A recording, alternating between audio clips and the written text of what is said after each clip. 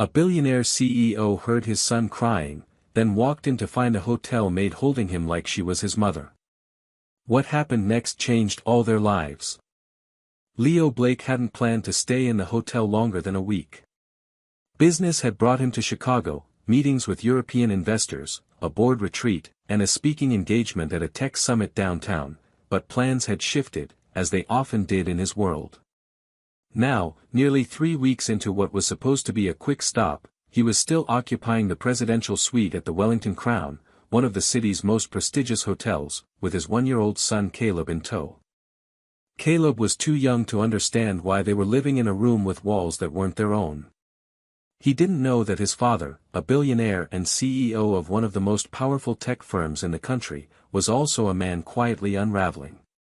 Since the death of his wife, Leo had been parenting in fragments, between flights, between phone calls, between boardroom presentations. He had structured his grief into tight schedules and polished answers. He had turned pain into productivity. But Caleb, only a baby, didn't care about those systems. He cared only that his father's arms often felt too busy, and his eyes too far away. That morning, the suite was unusually quiet. Leo was at the desk, immersed in a call with European partners, while Caleb sat on the king-sized bed behind him, surrounded by pillows and toys. The boy had been cranky since waking up, rubbing his eyes, making soft fussy sounds that Leo tried to ignore. He kept glancing over his shoulder, offering brief reassurances, "It's okay, buddy. I'm almost done," but never truly turning around. Then came the cry. Not a whimper, not a complaint, but a sharp, frightened wail that pierced through Leo's focus like glass shattering on marble. He dropped his phone without ending the call and spun around, heart racing. The bed was empty. Panic surged through his body like electricity. He shouted Caleb's name, rushed toward the bathroom, then back into the hallway of the suite. That's when he saw the open door. Just outside, near the service cart, a hotel maid was kneeling on the carpet with Caleb in her arms. She looked impossibly calm. Her blonde hair was tied neatly at the nape of her neck, and she wore the crisp black and white uniform of the hotel staff. Her blue eyes, clear and steady, were focused entirely on the child in her arms. Caleb was no longer crying. In fact, he had gone limp against her chest, his cheek pressed into her shoulder, his small fingers curled into the fabric of her uniform. For a moment, Leo could only stand there, frozen. The scene in front of him was almost surreal, his son, in the arms of a stranger, soothed in seconds in a way Leo hadn't been able to manage all morning. Anger rose instinctively, protective and sharp. "What are you doing?" His voice came out louder than intended. The maid looked up. She didn't flinch, didn't look guilty or afraid. She simply held his gaze and said, "He was alone. On the floor. He was scared." Leo stepped closer, scanning Caleb for injuries. "You shouldn't be touching him. You're not family." "I know," she said quietly. "But he needed someone." The way she said it, without apology, without drama, unsettled Leo more than if she had begged forgiveness. She wasn't trying to insert herself. She wasn't trying to make a scene. She had simply been there, present, attentive, when he hadn't. Caleb stirred slightly, let out a soft sigh, and burrowed closer to her. His tiny hand, still gripping the edge of her apron, made something in Leo's chest twist painfully. The sight brought back memories he tried not to touch, his wife holding Caleb, the gentleness she carried without effort, the quiet magic of a mother's arms. Leo wanted to take his son, to retreat, to erase the shame that was blooming in his gut. Instead, he said nothing. He just nodded once, tightly, and the maid, still holding Caleb, slowly stood. "I'm sorry," she said, her tone sincere but composed. "I didn't mean to overstep." "You didn't," Leo muttered, even though part of him still wanted to believe she had. "Just, thank you." She gave a small nod and carefully passed the sleeping child into his arms. Caleb stirred again but didn't wake. Leo held him close, trying to recreate the comfort the maid had so effortlessly provided. As she turned to leave, he realized he didn't even know her name. And yet, in less than 5 minutes, she had done something that money, assistants, and entire teams of professionals couldn't. She had calmed his son when he needed it most. And Leo wasn't sure if that made him grateful or terrified. Leo didn't sleep that night. Even after Caleb drifted off in his crib beside the bed, peaceful and unaware of the storm inside his father, Leo lay awake staring at the ceiling, haunted by the image of the hotel maid holding his son. Not because it was wrong or threatening, but because it had felt, in some terrifying and inexplicable way, right. He kept replaying it over and over again, her stillness, the calm in her eyes, the way Caleb had surrendered to her without resistance, the trust in his tiny body as it melted into her shoulder. It wasn't that Leo hadn't held his son. He did. Often. But never like that. Never with the ease she had.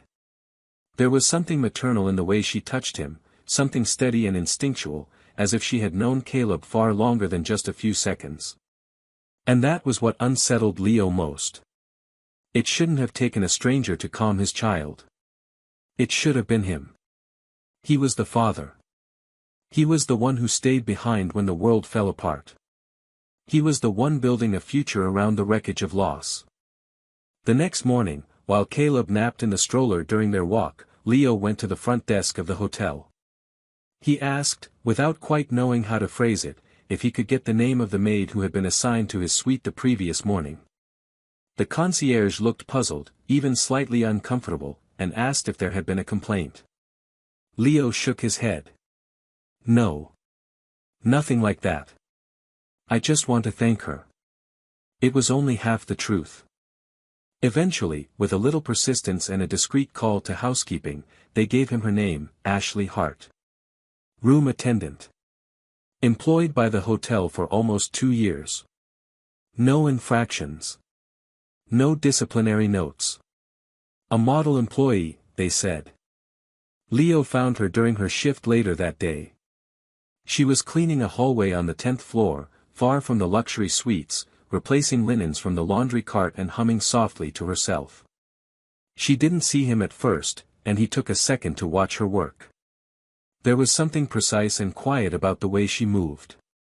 No wasted motion, no resentment in her posture. When she finally noticed him standing there, she straightened instinctively, brushing a loose strand of hair behind her ear. "Mr. Blake," she said, her voice polite but guarded. "Is everything okay with your room?" He shook his head. "No complaints.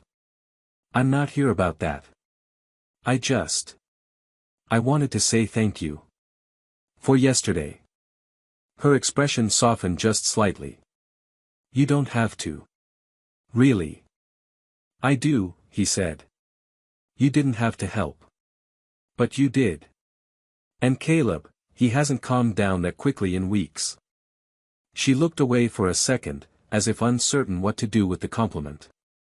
"I just did what anyone would do." "That's not true," Leo replied. "Most people wouldn't have done anything. Most people would have waited, or walked past, or asked for permission. You didn't." Ashley let out a small breath. "He reminded me of someone." Leo raised an eyebrow. "Your son?" "No," she said, looking directly at him now. "Me. When I was little. Left alone in unfamiliar places.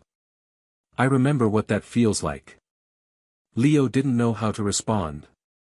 He hadn't expected honesty, not like that. Not something that cut so cleanly through his assumptions. He looked at her more closely.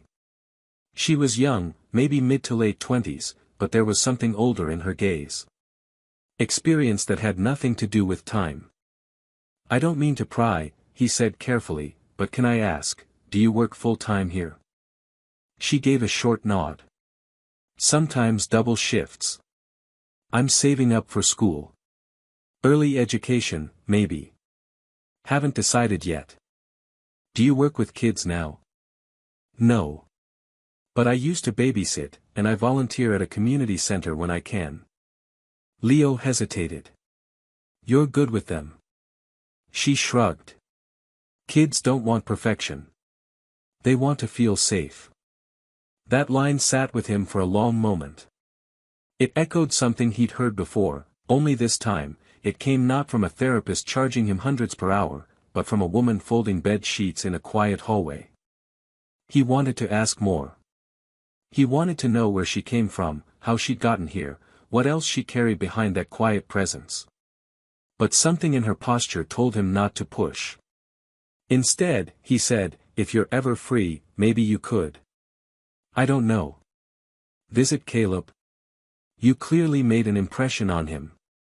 She looked surprised, cautious. I'm not a nanny. Or a childcare worker. I know, he said. I'm not hiring you. I'm just asking if you'd like to see him again. Ashley's answer didn't come right away. She looked down at the towel in her hands, then back up. Let me think about it. He nodded and turned to go, but she stopped him just as he reached the end of the hallway. Mr. Blake. He looked over his shoulder. I'm not trying to be part of your world, she said. I don't belong in it. Leo gave a half smile. I don't think I do either, anymore. Then he left, carrying with him a feeling he hadn't expected, one that was neither professional nor strategic. It was something deeply human. Vulnerable. Like maybe, for the first time in a long time, he was walking towards something real. Leo found himself thinking about Ashley more often than he liked to admit. It wasn't romantic, not yet, not really. It was something quieter and more difficult to define. There was a stillness about her that unsettled him, not because it was cold, but because it was honest. She didn't try to impress him. She didn't try to charm. She was the first person in a long time who didn't seem to care that he was a billionaire or a CEO. And that unfamiliar lack of pretense unnerved him in a strangely comforting way. Days passed, and Ashley didn't come by the suite. Leo didn't ask the hotel to send her, didn't make requests or excuses. But each morning, he half expected to hear a knock at the door or catch a glimpse of her cart rolling down the hall. Caleb, unaware of any expectations, continued to be his usual mixture of joy and frustration. He'd begun saying simple words, up, ball, dada, and had recently taken to crawling toward the suite door whenever he heard voices outside. One morning, he stopped at the door and simply sat there for several minutes, watching the shadows move beneath the gap. When Leo tried to pick him up, the boy resisted, eyes still fixed on the hallway, as if waiting for something, or someone. On the fourth morning, Leo caught sight of her. She was pushing her cart down the corridor near the service elevators, her head down, earbuds in, completely absorbed in her routine. He hesitated, unsure if he should interrupt. But something pulled at him, something beyond convenience or politeness. He walked over and said her name quietly. She looked up, surprised but not startled. I was hoping we could talk, he said. Ashley nodded and led him to a quiet corner behind the laundry chute, away from cameras, away from curious eyes. The hallway smelled faintly of lemon cleaner and fresh linen. It was narrow, dimly lit, and almost oddly peaceful. I'm not checking up on you, Leo said. I just wanted to. I don't know. Talk. Ashley leaned against the wall, arms crossed, eyes patient. You don't need to explain. He hesitated. Actually, I think I do. I keep replaying what happened that day. The way you held Caleb. It made me realize something. She waited. I don't know how to comfort him, he admitted. Not like that. Not like you did. I try. God, I try. But there's something missing. Ashley's gaze softened, but she didn't rush to fill the silence. She let him sit with his own discomfort.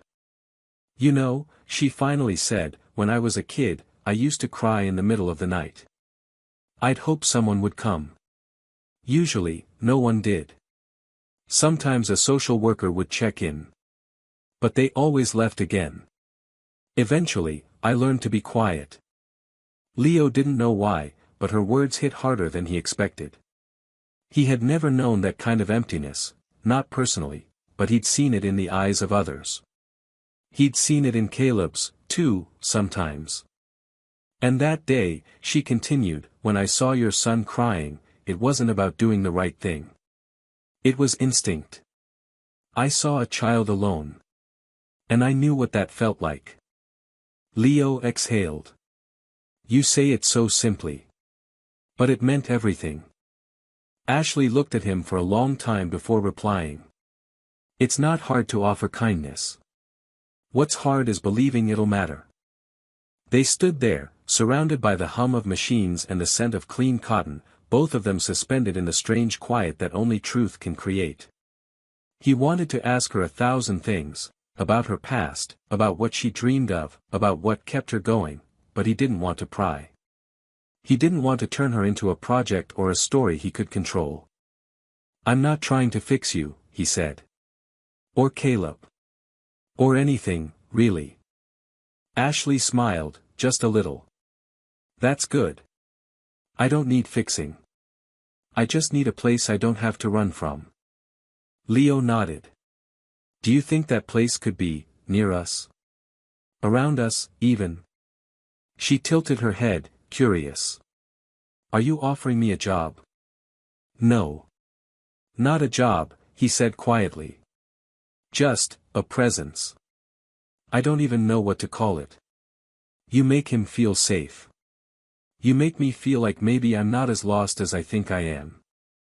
For a moment, the hallway felt like a pause in time, two people, damaged in different ways, standing in the middle of something fragile and unnamed. Ashley finally replied, her voice steady. I'll think about it. Not because I owe you anything. But because he smiled at me like he knew me. And I haven't felt known in a long time. They parted without promises, but something had shifted. Something small, but real. Leo walked back to the suite and found Caleb napping in a beam of sunlight on the floor, clutching a soft blue blanket to his chest. And for the first time in weeks, Leo sat beside him without checking his phone, without rushing to answer an email or schedule a meeting. He just sat there, breathing slowly, letting the quiet wrap around him like something sacred. Because maybe, just maybe, healing didn't arrive in grand gestures or clean resolutions. Maybe it started in the hallway behind a laundry chute, with two people admitting they were tired of surviving alone. The days that followed settled into a rhythm Leo hadn't anticipated, one that felt quiet but unfamiliar, as if he were walking through someone else's life, trying it on for size. Ashley didn't immediately become part of his and Caleb's world. She didn't suddenly appear every day or fill his suite with warmth and conversation. Instead, things unfolded slowly, organically, the way a door creaks open rather than swings wide. It started with short visits. Ashley would stop by during her break, always tentative, always asking if it was a good time. Caleb would light up the moment he saw her, his tiny hands reaching out instinctively, his voice bubbling with the early sounds of affection. Esh, he would say, the word not fully formed but clearly meant for her. It melted something in Leo every time he heard it. She would sit with him on the floor, letting him stack blocks or babble nonsense stories while she listened like it was the most important conversation in the world. She had that rare quality, true, patient presence. It didn't ask for attention. It simply offered it. Leo watched these moments from a short distance at first, leaning against a doorframe or sipping his coffee in silence. He wasn't sure how to participate. It wasn't just about being an outsider to the dynamic forming between Ashley and Caleb, it was about confronting how disconnected he had become from his own role as a father. It wasn't that he didn't love his son. He did. Fiercely. But love, he was learning, wasn't always enough when it lived only in intention. Children needed love they could feel, touch, hear, trust. And Leo was still learning how to give it in ways that didn't rely on providing things or solving problems. One evening, after Ashley had left, Leo sat in the dimly lit living room, Caleb asleep in the crib beside him. The room was quiet, the kind of quiet that felt like it echoed. He glanced around at the expensive furniture, the untouched wine on the tray, the sleek walls of a luxury suite that now felt more like a temporary hiding place than a home. He opened his laptop, intending to dive into work, but paused instead. He opened a new document, and without fully knowing why, he began typing. He wrote about loss. About how the silence after his wife's funeral had been louder than any grief he'd expected. About the confusion of holding a newborn while drowning in boardroom schedules. About his guilt, his failures, his isolation. He wrote about Caleb crying and not knowing how to hold him properly. He wrote about Ashley, about how one act of instinctual kindness had upended everything he thought he understood about strength. The words poured out like they'd been waiting too long for permission. The next day, he didn't mention the writing. He didn't know if he ever would. But he started to speak differently, to himself, to Caleb, even to Ashley. One afternoon, while they sat together on the floor watching Caleb try to wedge a rubber duck between the couch cushions, Leo turned to Ashley and asked, not casually but sincerely, "Do you think I'm failing him?" Ashley didn't answer right away. She looked at him the way she always did, steadily, like she wasn't afraid of the question. "No," she said. "I think you're learning in real time. And I think that's one of the hardest things a parent can do." He nodded, grateful but not fully reassured. "I keep wondering if he'll grow up and feel like I was absent. Like I didn't try hard enough." She leaned back slightly, her voice calm. "Trying isn't about perfection. It's about showing up. And you're here.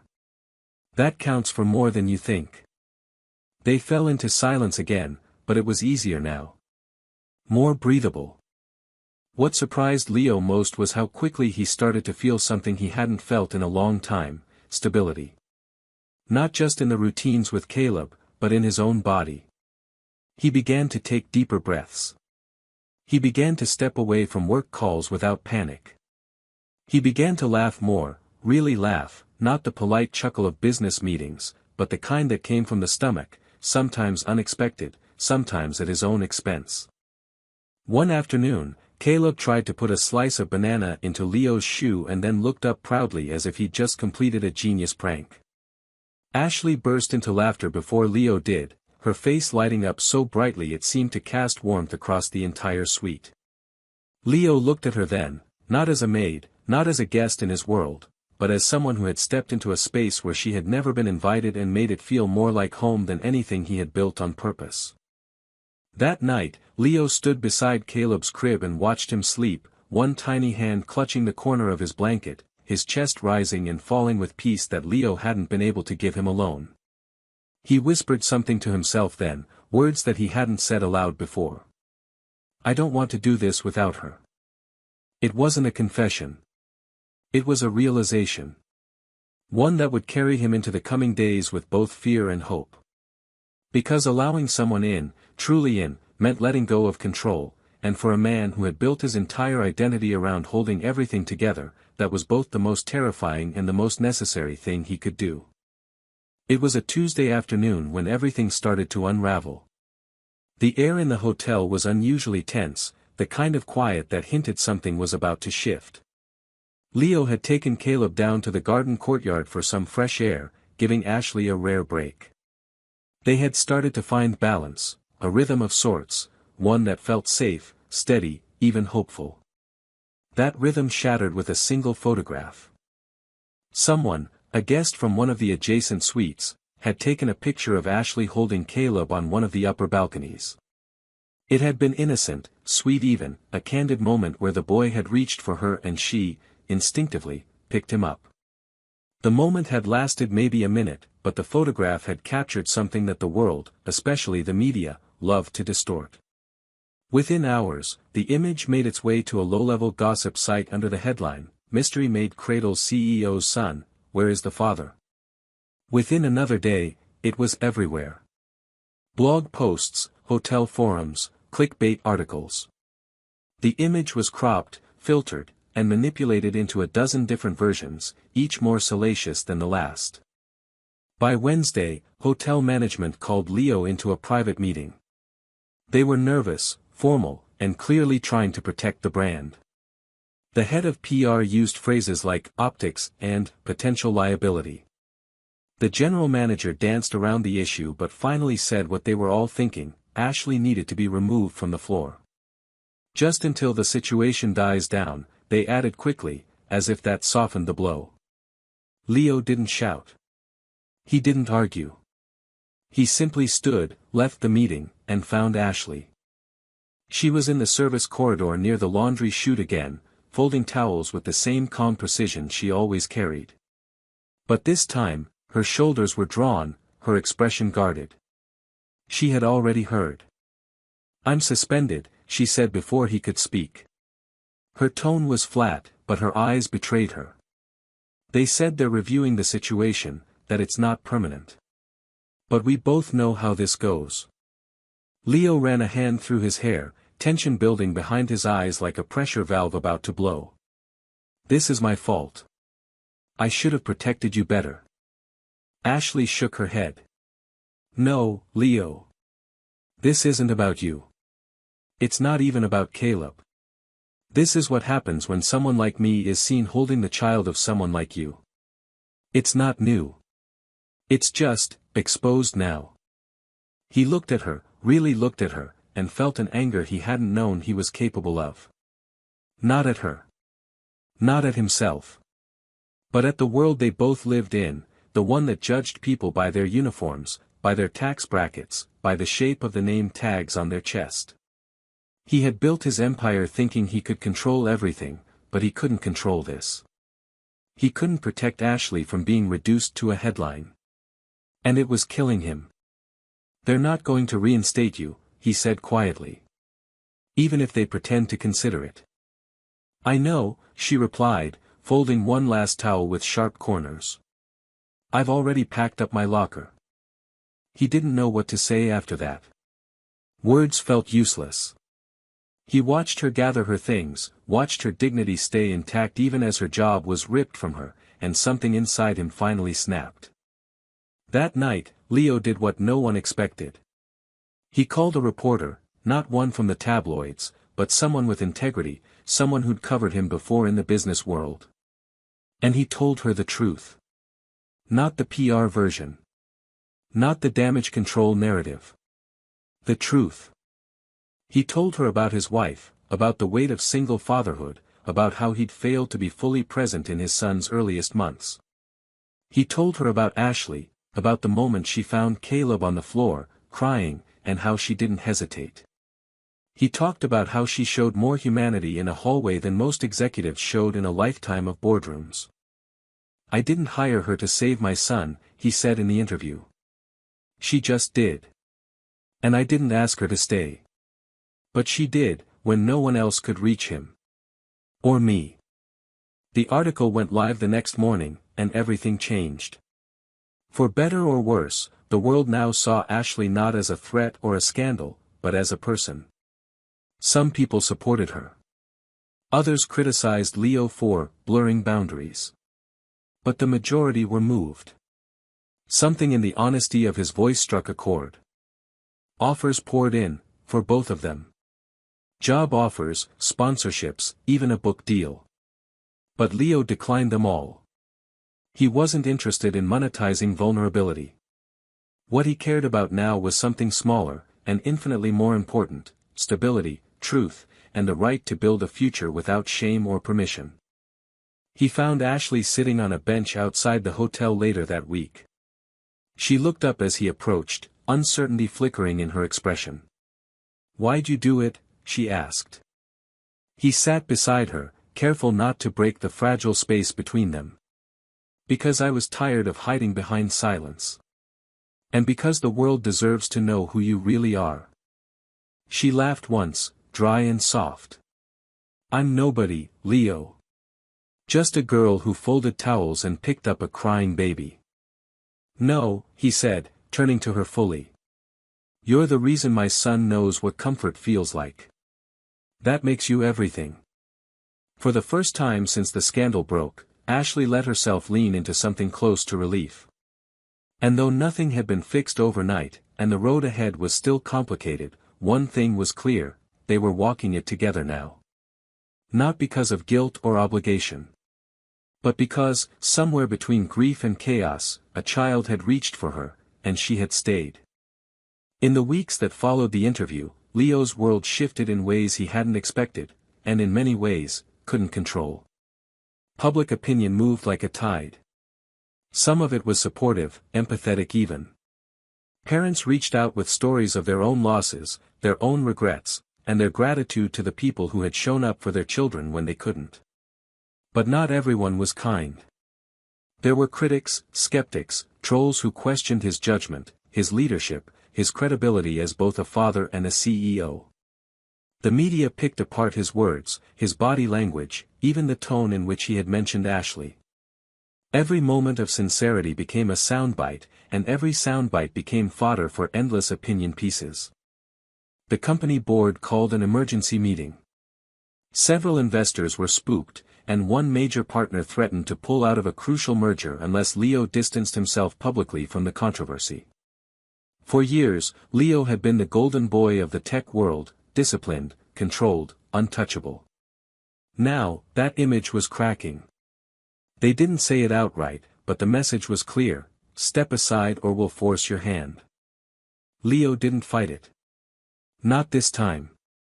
He walked into the boardroom, sat through their carefully worded concerns, and signed the resignation papers without anger. He looked around the room of power-hardened faces and felt, not shame, but relief. These were people he had built with, grown with, led, but none of them had ever really known him. They had known the numbers. The brand. The myth. But not the man. That night, he didn't go back to the penthouse suite. He didn't call his lawyers or try to fix anything. He took Caleb, bundled him in a jacket, and drove to the edge of the city where Ashley now lived, an old converted row house that smelled faintly of wood polish and something warm baking in the oven. When she opened the door, surprised but not alarmed, he just stood there for a moment, not speaking. "I left the company," he said finally, voice quiet. Ashley blinked. "You what?" "I resigned. The board wanted me out. I let them have it." Her expression didn't immediately change. She studied him for a moment, her eyes scanning for something behind the words. "Why are you here?" "Because I'm tired of running an empire that keeps me from the only thing I care about." He shifted Caleb in his arms and added, "And because I don't know what comes next. But I want to figure it out, not alone." She stepped aside and let them in. The weeks that followed were nothing like the life Leo had known. There were no morning briefings, no corporate flights, no 10-figure negotiations. Instead, there were shared grocery lists, mismatched coffee mugs, and late nights sitting on a worn couch watching Caleb learn new words and stumble through his first unsteady steps. Leo learned how to cook without burning everything. He learned to fold baby clothes with only minor frustration. He learned to exist without being important. And Ashley, she changed too. Slowly, cautiously, but undeniably. She no longer walked like she was apologizing for taking up space. She started laughing more, laughing louder, until her laughter filled the small rooms of their modest life. She enrolled in a certification program for early childhood development and spent her mornings volunteering at the local daycare, where children gravitated to her the way Caleb always had. People began to recognize her, not from headlines, but from kindness. One evening, after putting Caleb to sleep, they sat on the floor of the living room, backs against the couch, a quiet radio humming in the background. The lights were dim, the air smelled faintly of vanilla, and there was a peace between them that neither dared to name too quickly. "Do you miss it?" Ashley asked, not looking at him. "The company?" She nodded. He thought for a long moment. "Sometimes. The clarity. The purpose. But I don't miss who I had to be in order to keep it. I was constantly chasing something I couldn't hold. I'd come home and feel like a stranger to my own son." Ashley's voice was soft but steady. "And now?" "Now," he said, "I feel like I'm finally showing up. Not just for him. For myself, too. She didn't respond right away. Then she whispered, "You're not the only one who needed this second chance."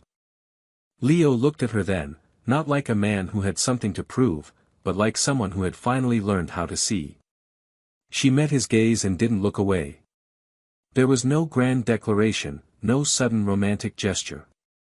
Just the mutual understanding of two people who had found shelter in each other after weathering too many storms alone. Later that night, as Caleb stirred briefly in his sleep and then settled again, Leo stood by the doorway of the nursery, watching his son breathe steadily under the soft nightlight. Ashley joined him, her hand brushing lightly against his. Neither of them spoke. They didn't need to. It wasn't the life Leo had imagined. It wasn't polished or glamorous. It was hard, and raw, and full of uncertainty.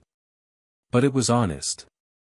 And in its quiet truth, it felt more like home than anything he had ever built from the ground up. Spring came slowly, as if unsure whether it was welcome. The city thawed beneath a reluctant sun, and with it, something inside Leo began to soften as well. The small house they now shared with Ashley had no grand view, no staff, no marble countertops or custom furniture.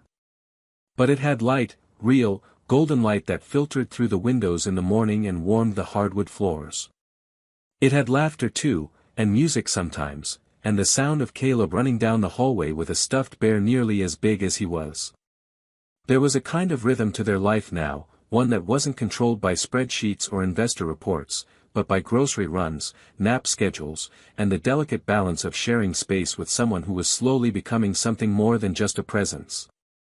Ashley had started working part-time at the neighborhood daycare center, where her gentle, grounded energy was something the children responded to almost immediately. She came home with paint on her clothes and crayon drawings in her pockets, often too tired to talk but always full of a quiet pride she didn't yet know how to name. Leo had begun freelancing, consulting on projects he cared about, helping small startups find their footing, writing essays about leadership that no longer hid behind buzzwords. It wasn't about rebuilding a reputation. It was about offering something useful without losing himself again. One Saturday afternoon, Leo took Caleb to the park while Ashley stayed behind to rest. It was a warm, breezy day, and the small playground was filled with children and their parents. Caleb, now talking in short, clear sentences, clutched Leo's hand as they walked to the sandbox, already babbling excitedly about digging treasure. As he played, Leo sat on a nearby bench, watching. A woman beside him glanced over and smiled. "He's yours?" she asked.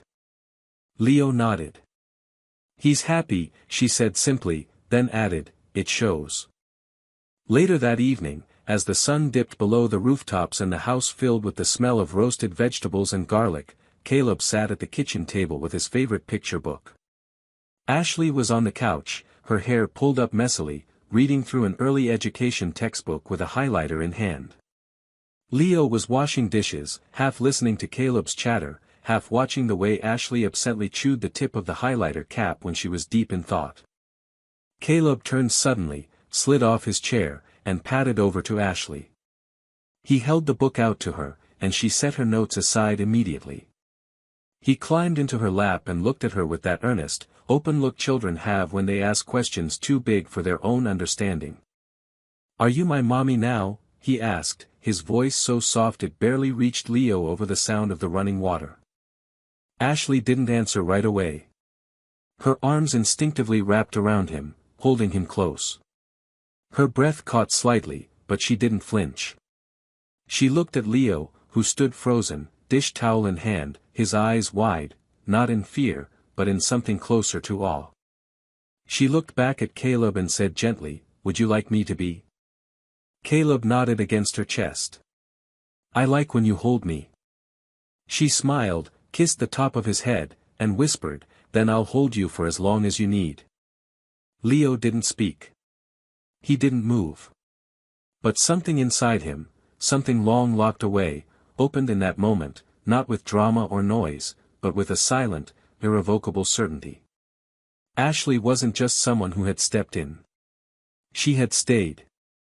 She had chosen not only Caleb, but him, in the quiet, consistent way she lived every part of her life. After Caleb fell asleep that night, they stood by his door, watching him breathe. Ashley reached for Leo's hand, and he took it without hesitation. They didn't talk about what the question meant, or what the answer had changed. It was already understood. They didn't need titles or labels. They didn't need to define the edges of what they had built. It was something deeper, something earned through shared nights, early mornings, and the space between grief and hope. In a world obsessed with speed and clarity, they had chosen to build something slow, something true. And though none of them said it aloud, they all knew, this wasn't a temporary arrangement. It wasn't just healing. It was home. Winter returned almost without warning, slipping into the edges of their lives with cold air under doorframes and a soft blanket of frost on the windows each morning. It was their second December in the house, small, imperfect, but wholly theirs, and everything about this winter felt different than the last. The chaos had quieted, the fear had lessened, and though nothing had become perfect, everything had found a kind of peace. The days were no longer built around surviving, but around living. Around each other. Caleb had grown into a confident, curious little boy, now talking in full sentences, asking endless questions, and reciting entire pages of his favorite books from memory. He had a habit of running into their bedroom early each morning, announcing the weather as if he were the weatherman of their little world. "It snowed again," he said one morning, climbing into their bed, cheeks flushed and eyes wide. "Can we have pancakes and a snowman?" Leo smiled, pulling him close under the blanket. Across the bed, Ashley yawned and reached for Caleb, her hand gently smoothing his messy hair. The three of them lay there for a while, listening to the wind outside and the muffled sounds of the city waking up beneath a layer of snow. It wasn't a grand life, not in the way Leo's old one had been. But it was a full one. And it felt more meaningful than any power or position he'd ever held. Ashley had officially finished her certification and was now working full-time at the daycare, where her ability to connect with children had earned her both respect and love. Leo, after much hesitation, had begun speaking again, this time not in business conferences or tech summits, but at community centers and parenting forums. He spoke about rebuilding after loss, about fatherhood, about failing and trying again. His talks weren't polished. They weren't designed for applause. But people listened, because they could tell he wasn't selling anything anymore. He was simply telling the truth. The Morris Center, an early education and family support center named in quiet tribute to Ashley's late mother, had just opened in the neighborhood. It had been Leo's idea, a way to build something lasting, something that reflected the values they had come to live by: care, dignity, presence. Ashley hadn't wanted it named after her, so they chose her mother's maiden name instead, allowing the story to be about both roots and renewal. On Christmas Eve, the house was full of warmth. The scent of cinnamon and pine filled every room, and soft instrumental carols played from an old speaker in the kitchen. Caleb helped hang the last handmade ornament on their slightly crooked tree, a handprint in clay, painted unevenly in red and gold. There were no expensive gifts, no catered dinners, no photographers capturing a life curated for display. Instead, there was a small table set for 3 mismatched plates, a fire crackling gently in the living room, and a kind of joy that couldn't be manufactured. After dinner, they sat by the fire, Caleb curled up between them, his eyes growing heavier with each passing minute. Leo looked at Ashley, her face glowing in the firelight, her fingers running gently through Caleb's hair. He didn't need to say it. Everything that needed to be spoken had already been shown in the way they moved through each day, together. Eventually, Ashley stood and carried Caleb to his bed, tucking him in with the kind of tenderness that used to belong only to a mother. Leo watched from the doorway, heart full and steady.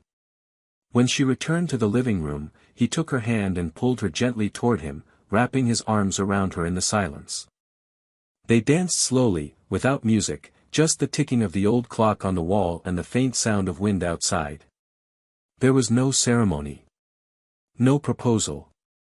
No need. What they had was already deeper than a vow. They had chosen each other long before the world knew their names. Not for who they had been, but for who they had become, together. Later that night, as snow fell quietly outside and the lights on the tree blinked gently in the dark, Leo wrote something in his journal. He hadn't kept one in years, but now he found himself doing it often. Just a few lines each night. This time he wrote. Asterisk, we are not perfect. We are not whole in the way stories often demand. But we are here. We are still. And we are home, asterisk. And with that, he closed the journal, kissed Ashley's shoulder, and let the warmth of the room and the quiet of their shared life settle into his bones. He had once built a world out of success. Now, he had built one out of love. And this time, it would last. He walked out of the courthouse with signed papers in hand, only to freeze when he saw two little girls crying by the door, and realized they knew his name. The late afternoon sun cast long shadows across the steps of the courthouse as Kyle Hunt emerged, crisp suit perfectly pressed, phone in hand, and mind already shifting to his next meeting. As the CEO of a billion-dollar real estate empire, his days were tightly controlled, minutes calculated like currency. He wasn't supposed to be here long, just a few signatures, a handshake with the legal team, and then back to the penthouse office where he ran an empire with efficiency and unflinching focus. But just as he reached the edge of the steps, he noticed something that stopped him in his tracks. Two small girls stood near the entrance, close together, hands tightly clasped, their heads bowed. Their identical features, dark hair neatly combed, matching blue backpacks slung over their small shoulders, suggested they were twins, no older than 6. Both wore scuffed sneakers and light jackets, and both had tear-streaked cheeks. Kyle hesitated, which was unusual for him. His instincts, usually sharp and immediate, were drowned out by the slow rise of a strange emotion, one he hadn't felt in years. He moved toward them without quite knowing why. As he approached, he crouched down so he wouldn't tower over them, softening his voice. Hey, are you okay? Are you lost? One of the girls blinked up at him with eyes so strikingly blue it almost startled him.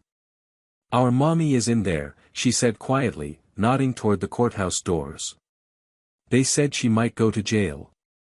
Kyle's breath caught before he could reply. The other girl added, her voice more trembly, we didn't mean to steal. We were just hungry. She works all day, but sometimes there's no food. He froze. The words landed like a punch to the chest. His mind, trained to analyze, to solve, struggled to make sense of what they were saying. You stole food, he asked gently. They both nodded. From a store. Just bread and bananas. They said it was bad and called the police. Mommy said sorry, but now they want to take us away. Kyle's pulse quickened. He looked at them again, really looked. There was something familiar. Not just their eyes or the curve of their cheeks, but something deeper, something in the way they stood, protective of each other, quiet but unafraid to speak the truth. What's your mom's name? He asked, though a part of him already feared the answer. Sarah, one of them whispered. Sarah Morgan. In that instant, the world tilted. Sarah.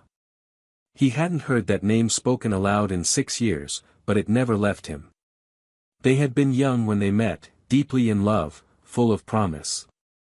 He left her for the world he thought he wanted, promising to come back when everything was stable. He never did. Now here he was, standing in front of 2 children who looked far too much like him to be coincidence. And Sarah, she was inside, alone, facing consequences he hadn't even known she might be living with. He rose to his feet slowly, staring at the courthouse as if seeing it for the first time. Every instinct in his body told him this wasn't just a passing moment. This was a reckoning. He glanced back down at the girls. Wait here, he said gently, placing a reassuring hand on one of their shoulders. I'm going to find your mom. Then, with a tightening throat and a heart beating like a war drum, Kyle Hunt walked back into the courthouse, not as a CEO, not as a businessman, but as a man whose past had just come calling. Kyle walked back through the courthouse doors with a sense of urgency that didn't match his usual composed demeanor. For most of his life, he'd been able to control every situation, every room, every deal, but now he felt utterly unprepared for what was waiting inside. The soft click of his shoes against the marble floor echoed through the corridors as he made his way toward the courtroom clerk's desk. His voice was lower than usual when he asked, "Is there a hearing today for a woman named Sarah Morgan?" The clerk looked up, flipping through the schedule with a kind of mechanical indifference before giving a nod. "Courtroom B, theft charge. It's in session now." The words hit him harder than they should have. Theft. Sarah. The idea of the woman he had once known being handcuffed, judged, and punished for stealing food was unthinkable. She was proud, fiercely proud. He remembered how she would rather go without than ask for help, how she'd once worked 3 jobs in college just to avoid taking money from her parents. He hadn't seen her since the day she told him she couldn't wait for him anymore. That was 6 years ago. 6 years since she disappeared from his life, without a word, without an explanation. He never asked questions. He just assumed she moved on. He had too. Or at least that's what he told himself. He entered the back of the courtroom as quietly as possible and took a seat. The judge was speaking, flipping through paperwork. On the left side of the room, Sarah stood in a plain navy blouse, her hair pulled back loosely, her face thinner than he remembered but unmistakable. Her expression was calm, composed, but Kyle knew her well enough to see the tension in her shoulders, the way she kept her eyes low and her lips pressed tight. She looked exhausted. As the store owner gave his testimony, describing how he caught the girls trying to sneak food out in their backpacks, Kyle's eyes never left Sarah. She didn't defend herself much. When asked why she did it, she simply replied, "Because they were hungry." The judge sighed, clearly torn. "Ms. Morgan, this is not the first time you've been cited for shoplifting, and though I understand your circumstances, the law is the law. We have to consider the welfare of the children." The word sent a chill through Kyle. The welfare of the children. He knew where this was going. The next step would be social services. Removal. Foster care. And those 2 girls, the ones standing helpless outside, would be taken from the only person they had. Before he could stop himself, Kyle stood. "Your Honor, may I speak?" Heads turned, the judge looked up with surprise. "And you are?" "Kyle Hunt. I believe I'm the father of those girls." The room fell silent. Sarah turned sharply, her breath visibly caught in her throat. The judge blinked, then leaned forward. "Is that correct, Ms. Morgan?" Sarah didn't answer immediately. Her eyes locked on Kyle's. The room around them blurred, faded. There was a quiet war in her gaze, shock, disbelief, maybe even pain, but finally she nodded once. "Yes," she said, barely above a whisper. "He is." The judge glanced at the clerk, scribbled something down, and gestured for Kyle to approach. As he stepped forward, he felt every pair of eyes in the courtroom on him, but none mattered more than Sarah's. "I had no idea," he began. "I didn't know about them. I didn't know she needed help. But I'm here now. I want to take responsibility. I want to help fix this." The judge raised an eyebrow. "And what exactly are you offering, Mr. Hunt?"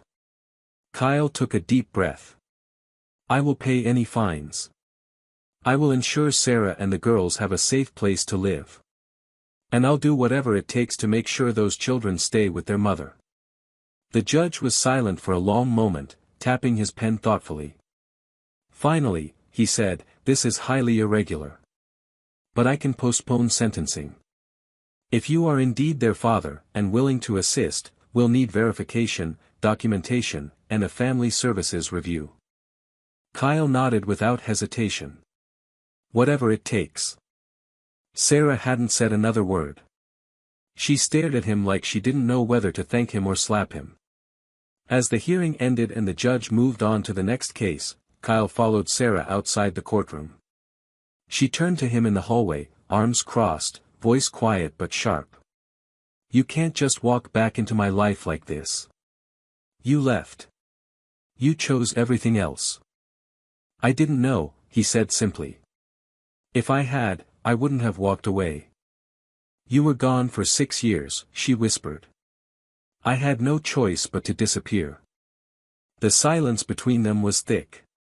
But then, from the end of the hallway, the girls saw their mother and ran toward her, flinging their arms around her waist. She knelt to hold them, trembling slightly. Kyle watched, heart torn between guilt and awe. When one of the girls looked up at him and asked, "Is he our daddy?" Sarah hesitated. Then she looked back at Kyle. "Yes," she said quietly. "He is." The walk to the parking lot was quiet, almost painfully so. Kyle trailed behind Sarah and the girls, unsure whether to speak or stay silent. His mind spun in a dozen directions at once. He kept staring at the two small figures walking beside her, his daughters. He hadn't known they existed until moments ago, and yet something in him had shifted the second he saw them. It wasn't just guilt. It was a strange, undeniable sense of connection. A part of him he didn't even know was missing had suddenly come into focus. When they reached Sarah's car, it was clear how hard she had been struggling. The back seat was filled with boxes of second-hand clothes, food containers, and worn coloring books. One of the tires looked dangerously underinflated. The girls climbed in without complaint, like this scene was completely normal to them. Sarah turned to Kyle before getting behind the wheel. Her expression was tight, guarded. "You can't fix this with money," she said quietly. "I know what you're thinking. You feel guilty. You think swooping in now makes things better. It doesn't." He didn't argue. "I don't expect to fix anything. I just want to be part of their lives. I want to help, whatever that means, on your terms." She hesitated, the keys in her hand trembling just slightly. "You left and never came back. I tried calling once, right after they were born. But your number had changed. You were on magazine covers by then. I figured you didn't want to know." Her voice didn't break, but her eyes shimmered with emotion she was too proud to let spill. Kyle stepped closer. "I should have been there. I should have looked for you." The sentence hung between them like a bridge that had never been crossed. He reached into his coat pocket and pulled out a business card, but instead of offering it like a CEO, he folded it and handed it to her like something fragile. "I'm staying in town. Here's my address. My cell number. If you ever need anything, or if you even just want to talk, please use it." She looked at it, then tucked it into her purse without a word. "I'll think about it," she said. That was all. It wasn't forgiveness, but it wasn't rejection either. Later that night, Kyle sat in his apartment, lights dimmed, city skyline glowing beyond the windows. He didn't turn on the television or pour a drink. He just sat there, trying to process what had happened. He had spent the last 6 years growing his empire, thinking he was building something meaningful. But what he had missed, those birthdays, those first steps, those questions they must have asked about where their dad was, he couldn't get that time back. The weight of that loss was crushing.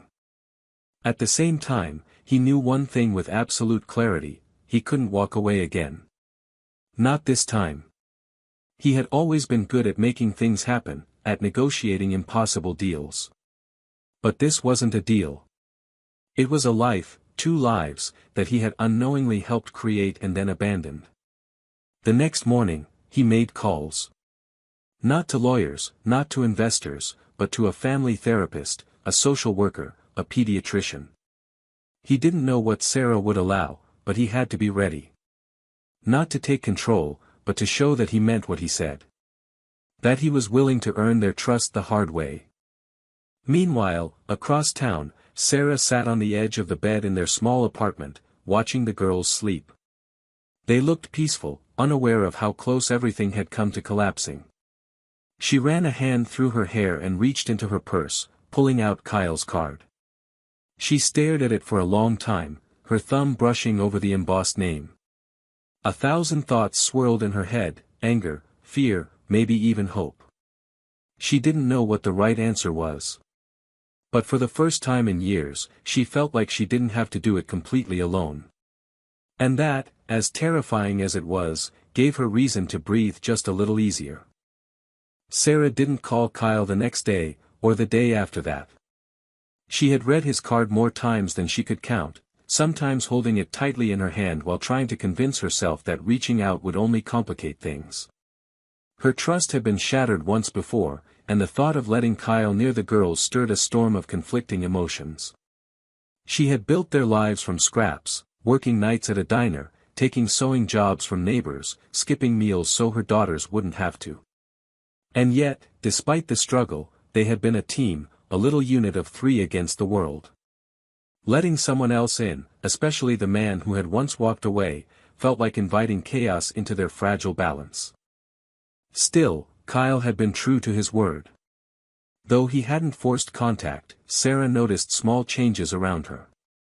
2 days after the court hearing, she found an envelope taped to her apartment door. Inside was a gift card to a grocery store with no name attached, just a small note that read, "No strings. Just food. K." She didn't use it right away, but she didn't throw it out either. Another day, the superintendent knocked to tell her that someone had paid to have her car's tire replaced and her oil changed. Kyle had found quiet ways to help without forcing his presence. Meanwhile, Kyle was making his own quiet progress. He visited the social services office voluntarily and submitted to a DNA test, which confirmed what he already knew in his heart, that the girls were his. He attended a session with a family therapist and asked for advice on how to re-enter his children's lives without damaging the trust they had in their mother. He didn't try to rewrite history. He didn't pretend to be a hero. He was just a man trying to do right, finally. By the end of the week, Sarah finally called. Her voice on the other end of the phone was calm but tired. She told him the girls had been asking questions, about the man who stood up in court, the man who offered to help. "I didn't know what to say," she admitted. "They think you're some kind of magician. Or a superhero from a story." Kyle smiled, though his heart ached. "I'd settle for being someone they trust." She paused, then said quietly, "If you really want to be involved, I won't stop you. But you need to come slowly. They've lived without you for 6 years. They won't understand why you're here all of a sudden." Kyle agreed immediately. "Slow is fine. I'm not going anywhere." The first meeting was at a local park. Sarah brought the girls, Emma and Lily, after school one afternoon. Kyle waited at a picnic bench, clutching a paper bag with juice boxes and chocolate chip cookies he'd baked from a box mixed the night before. When the girls saw him, they hesitated for a moment, unsure, before Lily tugged Emma's hand and led her forward. Kyle stood, suddenly uncertain, hands awkwardly at his sides. "Hi," he said, trying to keep his voice light. "I brought cookies. They might be a little weird. I didn't know if you liked the soft kind or the crunchy kind, so I tried both." Lily giggled. "You made both kinds?" Emma asked skeptically. Kyle nodded. "Sort of. One batch got overcooked." Sarah watched from a distance, arms crossed but not intervening. She studied the way the girls responded to him. At first they were shy, but soon they were talking. Kyle knelt beside them on the grass, asking about school, cartoons, and what flavor of ice cream was best in the entire universe. They answered cautiously, then more freely. The laughter came slowly, but it came. After nearly an hour, Sarah walked over and joined them. She sat on the blanket Kyle had brought, and for a moment they all just listened to the wind in the trees. Kyle glanced at her. "Thank you for letting me try." She didn't smile, but her voice was softer. "Let's just see where this goes." As the sun dipped low and they packed up to leave, Emma slipped her hand into Kyle's without looking up. He froze. It was a small gesture, but it meant everything. He didn't squeeze too tightly, just enough to let her know he was there. Lily followed, skipping ahead, and Sarah looked over her shoulder with a complicated expression, somewhere between uncertainty and the faintest glimmer of trust.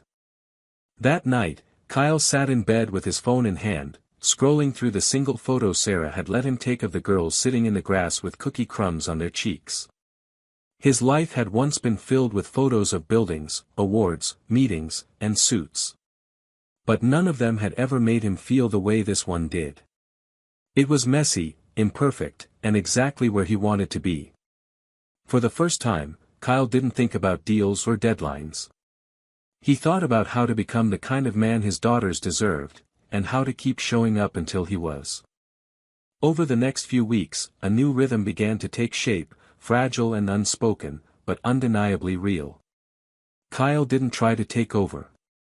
He didn't try to impress or overwhelm. Instead, he showed up consistently, arriving at the park every Wednesday afternoon like clockwork. He brought simple things, a deck of cards, coloring books, snacks he baked himself even when they turned out lopsided. The girls, Emma and Lily, began to expect him. They no longer waited hesitantly at the edge of the path. Instead, they ran to greet him, their small arms wrapping around his waist with the kind of enthusiasm that made his heart ache and heal all at once. Sarah remained cautious. She came to every meeting, always sitting a few feet away, watching carefully. She didn't say much at first, and her eyes betrayed a quiet fear that this new involvement might be temporary, that the moment Kyle's world got too busy, he would disappear again. But Kyle kept showing up, rain or shine, with the same gentle tone and careful attention, never making promises he wasn't sure he could keep. He didn't push. He asked questions. He listened. One afternoon, as the wind picked up and leaves scattered across the grass, Emma asked him, "Why did you leave Mommy?"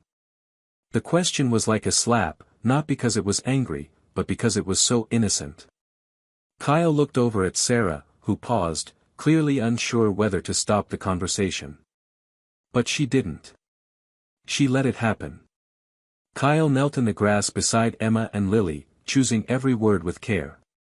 "I didn't know she had you," he said slowly.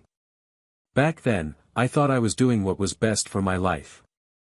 But I didn't realize that the best part of it was walking away from me. I made a mistake. A really big one. And I'm sorry." Lily tilted her head. "Did you miss us?" Kyle smiled sadly. "More than anything. I just didn't know I was missing you until I saw you. But now I feel it every day, and I don't want to ever feel that empty again." Neither girl spoke right away, but after a long moment, Emma leaned her head on his shoulder. Kyle didn't move. He just let her stay there as long as she needed. Later that evening, Sarah walked with him to the parking lot while the girls played nearby. "You handled that better than I expected," she admitted, glancing sideways. Kyle gave a short nod. "I've had a lot of time to think about what I'd say if I ever got the chance." She was quiet for a moment, then asked, "Why now? Why not 5 years ago?" He sighed, the weight of years heavy in his voice. "Because I was too focused on being successful, on chasing what I thought mattered. And because I was a coward. I thought disappearing would hurt less than trying and failing. I was wrong." Sarah didn't reply, but she didn't turn away either.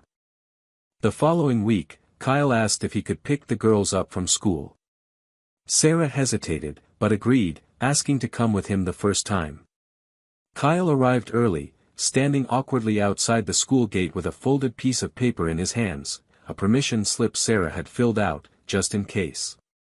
When the bell rang and the doors opened, Emma and Lily burst out like sunshine, their backpacks bouncing and faces lit up. "Daddy!" Lily shouted, the word slipping out so naturally that it made Sarah blink. Kyle didn't flinch. He opened his arms and hugged them tightly. That one word, spoken so effortlessly, echoed in his head the rest of the day. As the weeks passed, Sarah allowed more small steps. Kyle began helping with homework, reading bedtime stories over video calls when he couldn't be there in person, showing up for dentist appointments and parent-teacher meetings. Slowly, he started to feel like more than just a guest in their lives.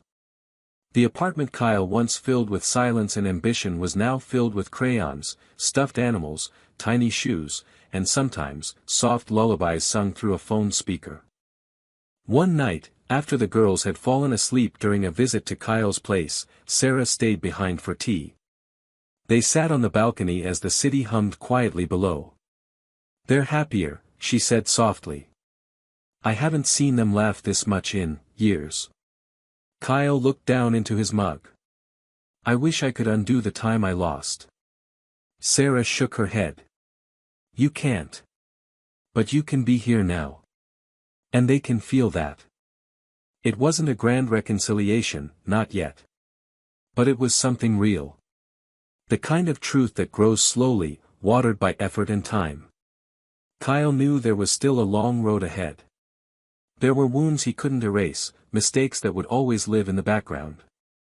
But as he kissed his daughters' foreheads that night and watched them sleep peacefully, he felt something he hadn't felt in years, hope that maybe, just maybe, this story could still become something beautiful. As winter settled into the city and the air grew sharper, Kyle's life continued to shift in ways he had never expected.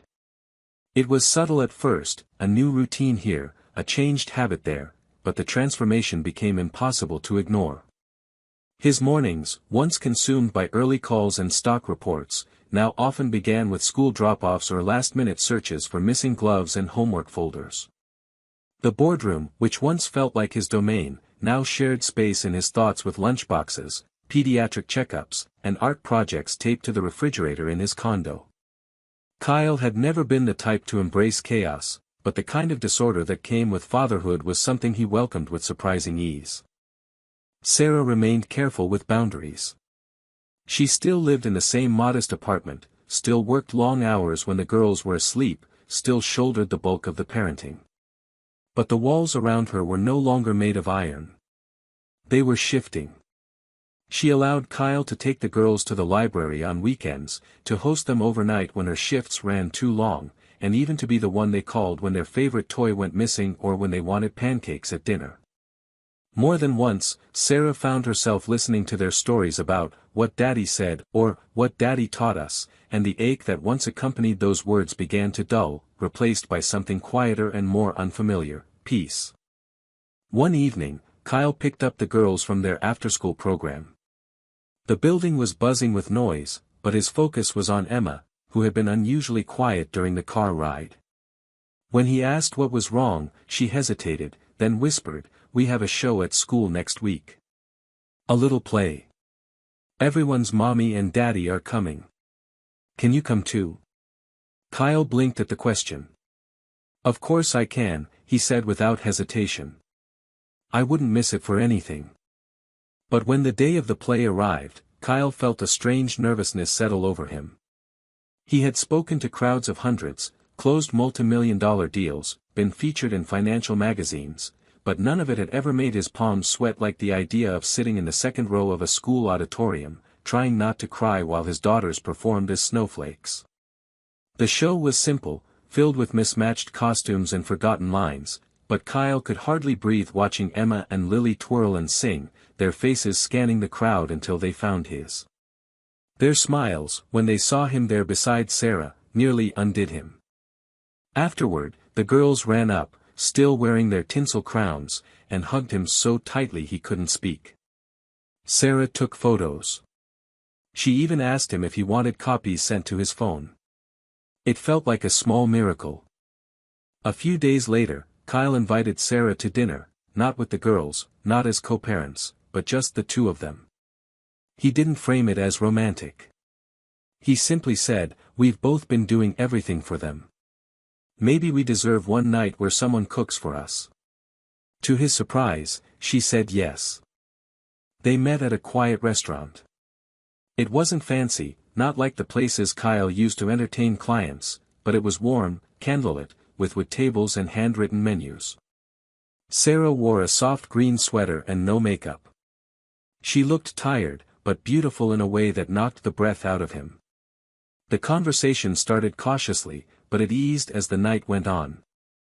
They talked about the girls, about how Lily had started drawing animals with strangely specific eyelashes, and how Emma had asked if snowflakes had best friends. Then the conversation turned, slowly, to the past. Sarah told him how alone she had felt after he left, how scared she'd been when she found out she was pregnant, how she tried to call but gave up after too many disconnected lines. She told him about working nights, about holding a baby in each arm and wondering if they would ever have more than just enough to survive. Kyle listened without interrupting. When she was done, he didn't offer excuses. He just said, "I wasn't there. And I should have been." They didn't define what the evening meant. There were no promises, no declarations. But when he walked her to her car, and she didn't immediately step away, he understood something had changed. That night, Kyle returned home and found himself staring out at the city, remembering the version of himself that once stood alone in that same spot, rich, powerful, but hollow. Now he had fingerprints on his windows, glitter stuck in his carpet, and a calendar filled with spelling tests and dance recitals. He had no idea what the future with Sarah might look like, but he knew one thing for certain: he was no longer running from anything. He was finally, fully, showing up. The beginning of the new year brought with it a kind of quiet warmth that had little to do with the weather outside. Kyle noticed that the chill in the air didn't seem as sharp when he held his daughter's hands on the way to school, when he picked out their mittens in the mornings or heard their laughter echoing in the hallway of his once sterile apartment. What used to be a cold, glass-walled fortress of solitude now held life: blankets on the couch, children's books stacked on the coffee table, drawings taped crookedly to the fridge. It was no longer a bachelor's high-rise.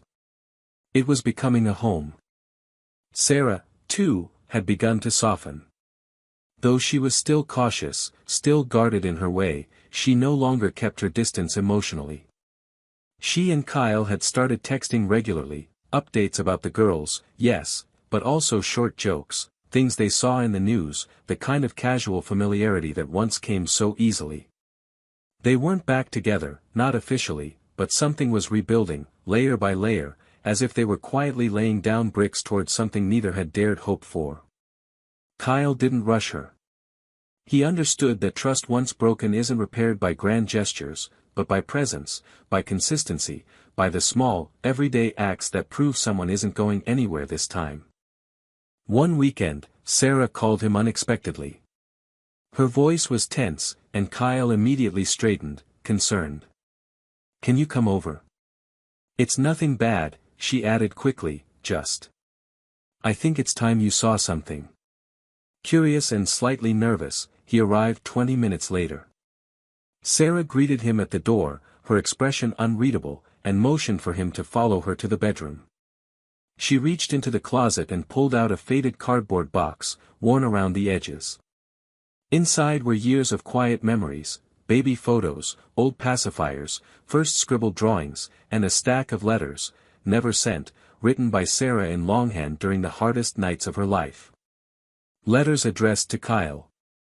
Some were angry, some desperate, some filled with sorrow or exhaustion or hope. She handed them to him without a word, then stepped back, letting him take them home. Kyle stayed up almost all night reading them, unable to stop. Her pain, her strength, her loneliness, every word stripped away the version of reality he had built for himself during those years. He thought he had moved on. He thought they had simply grown apart. But now he saw what she had gone through in vivid detail. Each page was a window into the life he had missed, the one he was now desperate to be part of. The next morning, he showed up at her door before she even had a chance to call. She looked surprised, her eyes still tired from sleep. He didn't ask to come in. He simply said, "I read every word. And I wish I could go back and rewrite all of it. But since I can't, I just want to spend every day ahead of us proving I'm here now. Whatever that means to you." Sarah didn't respond right away. She leaned against the doorway, arms folded. For a moment, it felt like she might shut him out. But then she stepped aside. Come in. The girls want waffles. It was such an ordinary sentence, but it felt like an invitation to a new chapter. They spent the morning making waffles, burning the first batch, laughing through the mess. The girls sat at the table with syrup-sticky fingers and chocolate milk mustaches, and Kyle couldn't stop smiling. He watched Sarah move through the kitchen, watched the ease between them all, and something settled inside him. He had spent years chasing a future he thought he wanted, only to discover the real thing had been waiting all along, hidden behind silence and hurt and the passing of time. That night, as they cleaned up together, Sarah turned to him. Her voice was quiet. I don't know what this is yet. I'm not ready to define anything. But I do know I'm not scared of you being around anymore. He nodded. That's enough for me. The trust was growing. Not in leaps, but in steady, careful steps. Kyle didn't need declarations or dramatic reunions. He had learned that the most meaningful stories aren't written in climaxes, but in the day-to-day, in showing up when it matters, in listening without needing to fix everything. In this chapter of their lives, love wasn't about second chances. It was about building something new from what had survived. And that, he realized, might be even better. Spring arrived slowly, but when it came, it brought more than blooming trees and longer days. It brought with it the quiet certainty that something permanent had taken root between Kyle, Sarah, and their daughters. It wasn't a grand transformation. There were no sweeping declarations or dramatic milestones. Instead, it was the accumulation of small, consistent moments that began to reshape their lives. Mornings turned into family breakfasts. Weekends were spent with the four of them together, sometimes at parks, sometimes in bookstores, sometimes just walking around the neighborhood without a destination. And through it all, the tension that once sat between Sarah and Kyle began to dissolve. There were still questions. The past didn't disappear just because they were now living in the present together. But Sarah, for the first time in years, stopped looking over her shoulder waiting for things to fall apart. She started to believe that this new version of Kyle, the one who helped with school projects, who learned how to braid Emma's hair, who practiced bedtime stories until he got every word right, was here to stay. She no longer needed to test him with skepticism. He had passed every test already by simply being there and never giving up when things were hard or awkward or unfamiliar. One Saturday evening, the girls were at a sleepover at their friend's house, giving Kyle and Sarah a rare night to themselves. They made dinner together in her small kitchen. There was laughter and a natural ease that hadn't existed between them even in the early days of their relationship. After dinner, they sat on her couch, a half-watched movie flickering in the background. Sarah turned to him, her face serious but calm. I've been thinking, she said, her hands folded in her lap. You've done everything you said you would. And more. You didn't walk away. You didn't make promises and disappear. You showed up and kept showing up, even when it was hard. I don't know how to describe what that means to me. What it means to them. Kyle didn't rush to speak. He let her continue. I spent so long thinking I had to do this all alone. And I could have. I did. But I don't want to anymore. I don't want to carry the weight by myself when you've shown me you're willing to carry it with me. She looked up, and their eyes met. I think I'm ready. Not just for co-parenting. For more. For us. For a long time, Kyle didn't say anything. He simply reached for her hand, holding it gently, not as a symbol of ownership or victory, but as someone anchoring himself in something real. I've loved you for a long time, he said quietly. Even when I didn't deserve to. Even when I was too stupid to say it. Sarah leaned her head against his shoulder. The moment didn't need any more words. The weight of 6 years had finally been lifted. What remained was something lighter, something whole. Weeks later, the girls stood in matching dresses at a small gathering in the city garden, holding little bouquets of flowers and giggling as their parents exchanged simple vows under a canopy of spring blossoms. There was no audience beyond close friends and a few neighbors. No photographers, no media coverage. Just them. Just family. The ceremony was brief, but the joy in the girls' faces as they danced in the grass afterward made it feel like the most important event in the world. Later, Emma whispered to Kyle, "Does this mean we're a real family now?"